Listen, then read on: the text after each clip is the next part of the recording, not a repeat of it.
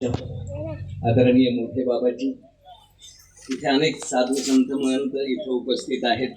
प्रत्येकाचं नाव घेता येणं मला शक्य नाहीये. तरडगावचे बाबा आहेत, त्यांनी खरं म्हणतात हा ग्रंथ प्रकाशित केलेला आहे आणि मी ज्यांना श्रद्धास्थानी मानतो असे आमचे महाचिंतनिकार असणारे महंत बाबुळगावकर शास्त्री इथं उपस्थित आहेत.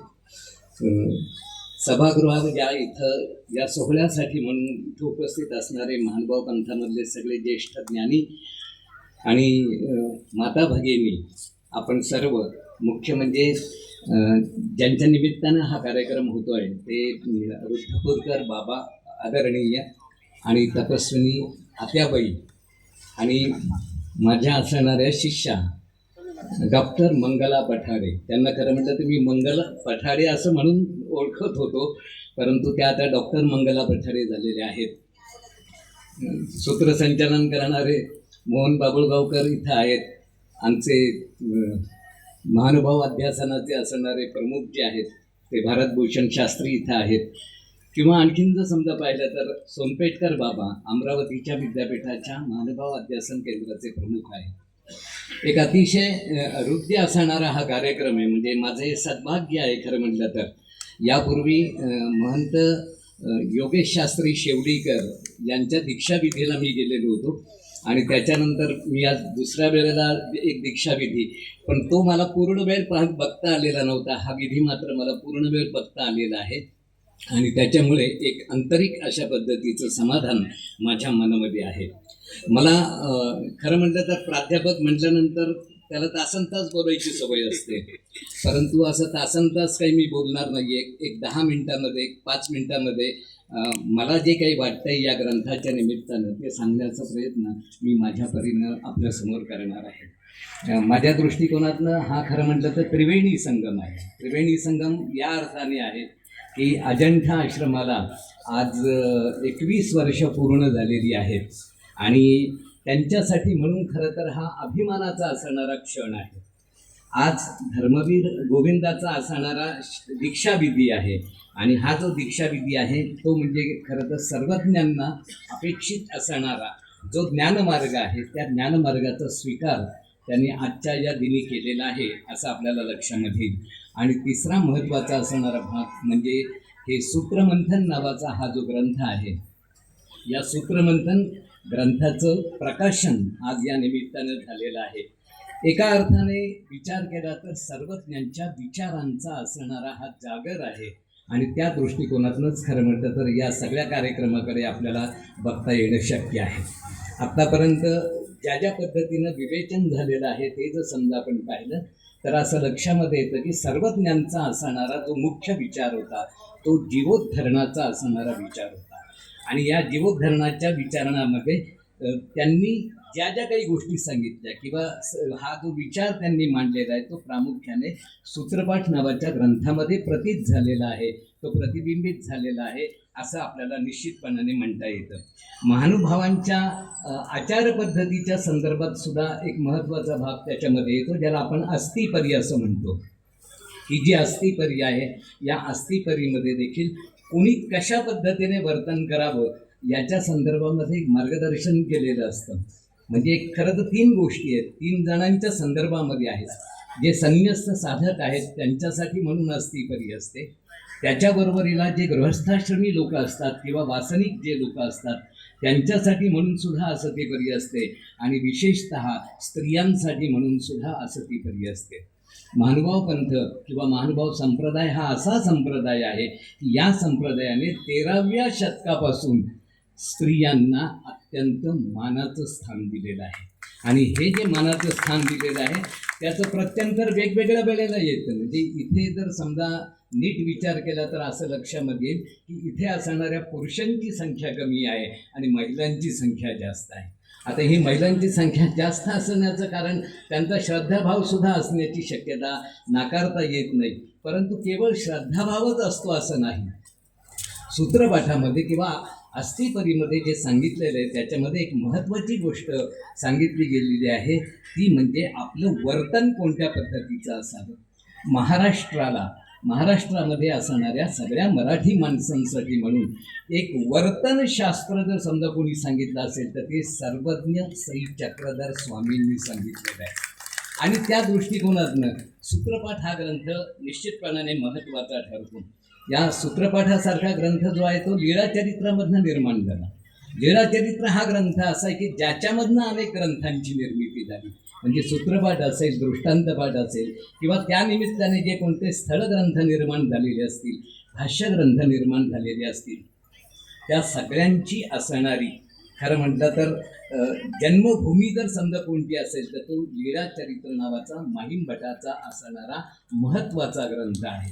आणि त्याच्या बरोबरीला एक गोष्ट आपल्याला लक्षात ठेवावी लागते की हा ग्रंथ ज्या वेळेला लिहिला गेला त्यावेळेला तो लिहित असताना सुद्धा माहीम भटांनी सगळ्या लीळा संकलित केलेल्या होत्या. परंतु या नुसत्या लीळा संकलित केल्या नाहीत, त्यांनी पंथाचे असणारे जे प्रथम आचार्य आहेत नागदेवाचार्य यांच्याकडनं त्याची खात्री करून घेतली की हे शब्द त्यांचे बरोबर आहेत का चूक आहेत, आणि त्याच्यामधनं या ग्रंथाची निर्मिती झालेली आहे असं तो आपल्याला म्हणता येतं. आता या सूत्रपाठ नावाचा जो ग्रंथ आहे जो महानुभाव पंथामध्ये ज्याला वेद असं संबोधलं जातं, आणि वेद असं जर संबोधलं जातं याचा अर्थ असा आहे की वेदा इतकंच प्रामाण्य जर समजा पंथामध्ये कोणत्या ग्रंथाला असेल तर ते सूत्रपाठ नावाच्या ग्रंथाला आहे. आणि ही सूत्र स्वामींनी कुणाला सांगितली, कोणत्या उद्देशाने सांगितली, कुठे सांगितली, कोणता प्रसंग होता, हे जर समजा आपल्याला पाहायचं असेल तर त्याच्यासाठी म्हणून आपल्याला प्रकरणवस नावाचा ग्रंथ बघावा लागतो. आणि त्याच्यामधनं आपल्याला या सगळ्या गोष्टींचं जे ज्ञान आहे ते ज्ञान मिळतं असं आपल्याला म्हणता येतं. अशा या सूत्रपाठामध्ये असणारी 21 सूत्र या ग्रंथासाठी म्हणून निवडण्यात आलेली आहे. म्हणजे हे खरं म्हटलं तर संपादक असणाऱ्या ज्या डॉक्टर मंगला पठाडे आहेत त्यांनी या सूत्रांची निवड केलेली आहे. ही सगळी आचारसूत्र आहेत. आणि या आचारसूत्रामधनं प्रत्यक्षामध्ये प्रकट झालेलं जे कोणतं ज्ञान आहे ते ज्ञान लोकांपर्यंत पोहोचवावं याच्यासाठी म्हणून केलेला हा खटाटोप आहे. या अर्थाने सर्वज्ञांच्या विचारांचा असणारा हा जागर आहे असं आपल्याला म्हणता येईल. मग याच्यामध्ये एक महत्त्वाची असणारी गोष्ट अशी आहे की महानुभाव पंथामध्ये जे वेगवेगळ्या पद्धतीचं वाङ्मय निर्माण झालं, खरं म्हटलं तर महानुभाव पंथा इतकं विपुल वाङ्मय महाराष्ट्रामध्ये अन्य कोणत्याही पंथामध्ये निर्माण झालेलं नाही, ही वस्तुस्थिती आहे. पण हे एवढं सगळं वाङ्मय निर्माण झाल्यानंतर सुद्धा परिस्थिती मात्र अशी राहिली आहे की ते महानुभावांपुरतंच सीमित राहिलं. मी तरडगावच्या बाबांना धन्यवाद देतो की त्यांनी वेगवेगळ्या पद्धतीची जी पुस्तकं प्रकाशित केलेली आहेत केवळ तरडगावच्या बाबांनीच केलेली आहेत असं नाही आहे. आमचं राऊळ प्रकाशन जे आहे छत्रपती संभाजीनगरचं संतोष मुनी इथं आहेत, तर या राऊळ प्रकाशनाच्या मार्फत सुद्धा अनेक पुस्तकं प्रकाशित झालेली आहेत. वेगवेगळ्या ठिकाणाहून महानुभावांची पुस्तकं प्रकाशित होतात, परंतु ही सगळी पुस्तकं महानुभाव पंथापुरतीच मर्यादित राहतात, ही वस्तुस्थिती. ते तसं व्हायला नको. मग जर समजा आता जर समजा तुम्हाला एक उदाहरण जर समजा सांगायचं ठरलं तर छत्रपती संभाजीनगरच्या जवळ असणारं प्रतिष्ठान नावाचं जे ठिकाण आहे जिथं सर्वज्ञ चक्रधर स्वामींचं सुद्धा वावर होता, तिथं एक संतपीठ स्थापन झालेलं आहे. त्या संतपीठामध्ये नेमकं कोणता अभ्यासक्रम द्यावा अशा पद्धतीचा सुद्धा प्रश्न निर्माण झालेला होता. त्यावेळेला आम्ही आग्रहपूर्वक असं सांगितलं की जसं वारकरी संतांच्या संदर्भातलं साहित्य निर्माण झालेलं आहे त्याचं शिक्षण तुम्ही जसं देणार आहात त्याच पद्धतीने महानुभाव संप्रदायाचं सुद्धा त्यांच्या सगळ्या ग्रंथांचं शिक्षण सुद्धा देण्याची अत्यंत आवश्यकता आहे. आज आपण जर समजा तुम्ही त्या विद्यापीठामध्ये जर समजा गेलात तर आपल्याला असं लक्षामध्ये येईल की महानुभाव पंथाच्या संदर्भामध्ये असणारा एक स्वतंत्र अभ्यासक्रम आहे. काही काळ आमचा मोहन बाबुळगावकर सुद्धा तिथं प्राध्यापक म्हणून शिकवत होता. हे महानुभाव पंथाचं असणारं कर्तृत्व आहे, हे आपल्याला लक्षात घ्यावं लागेल. आता एक महत्त्वाची गोष्ट अशी आहे की स्वामींनी जी कोणती सूत्र सांगितलेली आहेत ती सूत्र जर समजा आपण पाहिलं तर ती कोणासाठी सांगितलेली आहेत? सामान्य माणसांचा असणारा समूह. माझ्या समोर सुद्धा आता इथं बसणारी अशी असंख्य सामान्य माणसं आहेत. या सामान्य माणसांसाठी म्हणून त्यांनी सूत्र सांगितली आहे, कारण त्यांच्या मनामध्ये जो विचार होता तो जीवोद्धरणाचा असणारा विचार होता. सर्वसामान्य माणसाला ज्ञानाच्या मार्गापर्यंत नेऊन पोचवावं अशा प्रकारची जी भूमिका होती ती सर्वज्ञांची होती. आणि त्या दृष्टिकोनातनं या लोकांना त्यांच्या कालखंडामध्ये जिथं संस्कृतच वर्चस्व होतं त्या संस्कृत भाषेला बाजूला सारून, पण बाजूला सारून याचा अर्थ असा नव्हे की त्यांनी संस्कृतचा दुस्वास केला.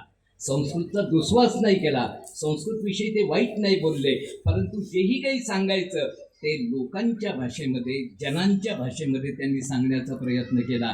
आणि ही जी लोकांची असणारी, सर्वसामान्य माणसाची असणारी जी मराठी भाषा आहे, या मराठी भाषेला सर्वज्ञ चक्रधर स्वामींनी मराठीच्या ज्ञानभाषेचा दर्जासुद्धा बहाल केला. हे त्यांचं असणारं फार मोठं कर्तृत्व आहे. अगदी साध्या साध्या गोष्टी जर समजा सांगायच्या ठरल्या तर कितीतरी सूत्र याच्यामध्ये तुम्हाला अशी सापडतील की ज्या सूत्रामध्ये सहजपणाने ती आपल्याला समजतात, पण त्याच्यामध्ये दडलेला जो अर्थ आहे तो अर्थ मात्र खूप व्यापक पद्धतीचा असतो. एक दोन सूत्र फक्त मी तुम्हाला जी या ग्रंथामध्ये आलेली आहेत ती दोन सूत्र फक्त आपल्याला मी सांगतो. मनुष्य मात्र होऊनी असावे. म्हणजे बघा, अगदी साधं आहे ना, आपण सगळेच जण जे जगतोय पण आपण माणूस म्हणून जगतो का? म्हणजे असा जर समजा नीट विचार केला तर ज्याला मनुष्यत्व म्हणतात हे मनुष्यत्व आपल्या अंगी आहे का? आता सर्वज्ञ चक्रधरांचं असणारं हे तत्वज्ञान, या तत्वज्ञानामध्ये काय सांगितलेलं आहे? तत्वज्ञान खूप गहन असतं असं म्हटलं जातं. ते गहन जेवढं असतं तितकंच ते तुमच्या माझ्या जीवनाशी सुद्धा संबंधित असतं. आणि हे जीवन संबंधित असणारं जे तत्वज्ञान आहे ते तत्वज्ञान स्वामींनी देण्याचा आणि सांगण्याचा प्रयत्न केला. किंवा त्यांनी एक दुसरं सूत्र सांगितलेलं आहे की तुम्हा मारिता पूजिता समान होवावा की गा. म्हणजे तुम्हाला मारणारा असेल, तुमच्याविषयी काहीतरी वाईट भावना बाळगणारा असेल, तुम्ही त्यांच्याविषयी कोणत्या प्रकारची भावना बाळगावी. इथं सुद्धा तो दोन्ही गोष्टी, जो सज्जन आहे तो पण आणि जो दुष्ट आहे तो पण, हे दोघंच्या दोघं देखील तुमच्यासाठी म्हणून सारखेच आहेत. हे मनुष्यत्वाचं असणारं जे तत्वज्ञान आहे ते तत्वज्ञान स्वामींच्या सूत्रपाठामध्ये देखील आपल्याला पाहायला मिळतं. मग अशा प्रकारची असणारी जी सूत्र आहेत ती 21 सूत्र निवडलेली आहेत. ती 21च का निवडली असा जर समजा विचार केला तर आपल्याला असं लक्षामध्ये येईल की ज्या आश्रमामध्ये हा कार्यक्रम होतोय त्या आश्रमाला 21 वर्ष पूर्ण झालेली आहेत. आणि म्हणून बाबांनी सांगितलं की 21 सूत्रांची निवड आपण केली पाहिजे. आणि बाबांच्या शिष्याने मात्र त्यांचं ते मनोरथ जे होतं तो मनोरथ पूर्णत्वाला नेण्याचा प्रयत्न केलेला आहे असं आपल्याला निश्चितपणाने म्हणता येतं. आता मी फक्त एक 2 मिनिटांमध्ये असं सांगतो की या सूत्रमंथनमध्ये काय आहे. कारण एखाद्या ग्रंथाचा ज्या वेळेला प्रकाशन सोहळा संपन्न होतो, तो प्रकाशन सोहळा संपन्न होत असताना त्या ग्रंथाची उकल करून दाखवणं अत्यंत गरजेचं असतं. आणि ती जी जबाबदारी असते ती खरं म्हणतं तर संपादकांची असते, ती माझी नाही आहे. ती मंगल पठाडे यांची असणारी जबाबदारी आहे. पण ती जबाबदारी आता मला केवळ वेळ वगैरे त्यांनी मला तशीही सूचना नकळतपणाने देऊन ठेवलेली की कमीत कमी वेळामध्ये बोलावं. पण तरी देखील एक 2 मिनिटात का होईना मला हे सांगणं अत्यंत गरजेचं आहे की ही सूत्र जी आहेत ती सर्वज्ञ चक्रधरांनी सांगितलेली आहेत. पण त्या सूत्रावरती केलं गेलेलं जे मंथन आहे ते मंथन मात्र नव्या असणाऱ्या आजच्या अभ्यासकांचं आहे. म्हणजे आपल्याला असं लक्षामध्ये येईल की त्याचं वेगळेपण काय, या ग्रंथाचं वेगळेपण काय आहे. आणि हे का बरं महत्त्वाचं आहे? आज तुम्ही आम्ही ज्या समाजामध्ये राहतो, ज्या कालखंडामध्ये राहतो, मान्य आहे मला की हा माहिती तंत्रज्ञानाचा कालखंड आहे, माहितीचे स्फोट खूप मोठ्या प्रमाणावरती झालेले आहेत. पण हे जरी समजा असलं तरी देखील दुसऱ्या बाजूला आपल्याला असं लक्षामध्ये येईल की समाजामध्ये सामाजिक मूल्यांचा ऱ्हास होत चाललेला आहे. म्हणजे हा जो मूल्य ऱ्हासाचा असणारा कालावधी आहे, हा मूल्य ऱ्हासाचा असणारा जो कालखंड आहे, ह्या कालखंडामध्ये ही जी सूत्र आहेत ही सूत्र आजचं आपलं जीवन जगण्यासाठी म्हणून प्रेरक ठरतात, ती आपल्याला मार्ग दाखवतात. आणि त्या दृष्टिकोनातनं या सूत्रांचं असणारं जे महत्त्व आहे ते उलगडून दाखवण्याचा आणि आजच्या दृष्टिकोनातनं त्याचं मूल्यमापन करण्याचा, त्याच्याविषयी सांगण्याचा प्रयत्न या पुस्तकामध्ये झालेला आहे. आता हा प्रयत्न जर समजा पाहिला तर आपल्याला कदाचित असं वाटण्याची शक्यता आहे की सर्वज्ञ स्वामींनी सांगितलेले जे तत्वज्ञान आहे या तत्वज्ञानाशी संबंधितच फक्त बोलायला पाहिजे. पण केवळ तत्वज्ञानाशी संबंधित न बोलता मानवी जीवनाविषयी बोलावं, हा जो सर्वज्ञ चक्रधरांचा असणारा विचार होता तोच विचार नेमका या ग्रंथाच्या असणाऱ्या संपादक डॉक्टर मंगला पठाडे यांनी आपल्याला डोळ्यासमोर ठेवला आणि त्या दृष्टिकोनातनं त्यांनी वेगवेगळ्या पद्धतीच्या अभ्यासकांकडनं हे सगळं लेखन करून घेतलं. हे लेखन करून घेत असताना सुद्धा एक वेगळेपण असं आहे की हे लेखन केवळ प्राध्यापकांनी केलेलं लेखन नाही, इथे सांप्रदायिकांनी केलेलं लेखन सुद्धा आहे, इथं शिक्षकांनी केलेलं लेखन सुद्धा आहे, इथं प्राध्यापकांनी केलेलं लेखन सुद्धा आहे आणि विचारवंतांनी केलेलं सुद्धा लेखन आपल्याला या ग्रंथामध्ये पाहायला मिळेल. आणि त्याच्यामुळे या ग्रंथाचं असणारं जे वेगळेपण आहे ते स्वतः सिद्ध असणार आहे, म्हणजे स्वयंस्पष्ट असणार आहे. त्याला स्वतंत्रपणाने माझ्यासारख्याने सांगण्याची किंवा कौतुक करण्याची सुद्धा अजिबातच गरज नाही असं आपल्याला म्हणावं लागेल. 21व्या शतकात सुद्धा म्हणजे सांगायचा आहे माझा मुद्दा असा आहे की 13व्या शतकामध्ये सांगितलेली सूत्र जी आपल्याला 21व्या शतकामध्ये सुद्धा मार्गदर्शक ठरू शकतात, त्या सूत्रांचं केलेलं हे मंथन आहे. ज्या वेळेला मंथन होतं त्यावेळेला त्या मंथनामधून नवनीत निघतं किंवा लोणी निघतं. म्हणजे हे जे नवविचारांचं असणारं लोणी आहे, नवविचारांचं असणारं जे नवनीत आहे, या नवनीताचा आस्वाद समजा आपण घेतला, त्या दृष्टिकोनातनं आपण आपल्या जगण्यामध्ये काही बदल घडवण्याचे प्रयत्न केले तर ते निश्चितच उपयुक्त ठरतील असं मला वाटतं. आता मला एक फक्त 2 मिनटं शेवटचे डॉक्टर मंगला पठाडे यांच्या संदर्भामध्ये बोलायला हवं. डॉक्टर मंगला पठाडे या माझ्या मराठी विषयाच्या विद्यार्थिनी आहेत. विद्यापीठामध्ये ज्या वेळेला त्या आल्या होत्या त्यावेळेला त्यांच्या डोळ्यामध्ये पाणी होतं. त्याचं कारण वेगवेगळी कोणती आहेत, परंतु आयुष्यभर मंगल पठाडे यांनी प्रचंड कष्ट सोसलेले आहेत. अनेक पातळ्यांवरती खरं म्हटलं तर त्यांना संघर्ष करावा लागलेला आहे. त्यावेळेला तपस्विनी आत्याबाई ज्या आहेत त्या आत्याबाई त्यांच्या पाठीशी उभ्या राहिल्या, आपला हात त्यांच्या पाठीवरती ठेवला. त्यांच्या आईचा तर हात होताच, पण त्याच्या बरोबरीला आत्याबाईंचा हात होता. आदरणीय मोठे बाबा जे आहेत त्यांचा सुद्धा हात त्यांच्या पाठीवरती होत्या. आणि अशा विचित्र अवस्थेमध्ये ज्या वेळेला त्या शिक्षण घेण्यासाठी MPhil करण्यासाठी म्हणून आल्या, त्यावेळेला एक महिला आहे म्हणून त्यांना मी असं सांगितलं होतं की वेगवेगळे असणारे जे महानुभावांचे आश्रम आहेत, या आश्रमामध्ये असणाऱ्या ज्या स्त्रिया आहेत या स्त्रियांनी लिहिलेली चक्रधर विषयक असणारी जी कोणती ओवी गीतं आहेत त्याचं संकलन करावं. आपल्याला आश्चर्य वाटेल, माझ्या माहितीप्रमाणे जवळपास 1000 किंवा त्याही